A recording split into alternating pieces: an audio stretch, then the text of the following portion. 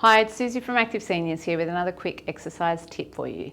Now today's tip, I'm going to show you a few important points for technique for one of our favourite exercises that we give people who play lawn bowls, and that's a lunge exercise.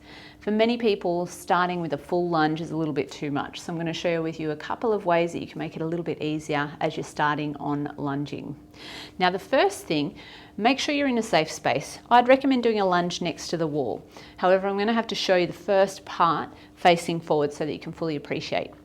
You want to start by taking a step forward so that your back heel lifts up off the ground. But many people have quite a narrow stance as they step forward. So I'm going to encourage you to go a little bit wider and step diagonally forward. This way I've got a wider base of support, and that way I'm not going to feel as unsteady balance-wise as I'm doing the exercise.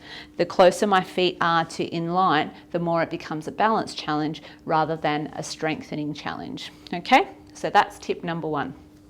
The second thing is you want to try and control the depth that you're moving to, because it's very easy to descend low into a lunge but then get stuck and not be able to get back up. Okay, so I've got a few foam blocks here. Not everyone has foam blocks lying around at home, but you can use a stack of some books.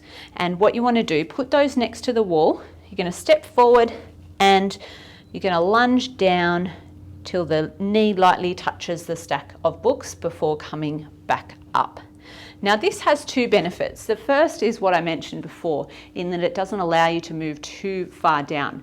But the second is it makes sure that you're actually performing the lunge movement correctly, because a lot of people will focus on bending their front knee but not their back knee. And having something below for the back knee to touch just makes sure that we're descending vertically rather than lunging forward. Now in lawn bowls, what you will be doing is you'll take a step and then deliver the ball. I apologise if my technique was terrible then. I'm not personally a lawn bowler.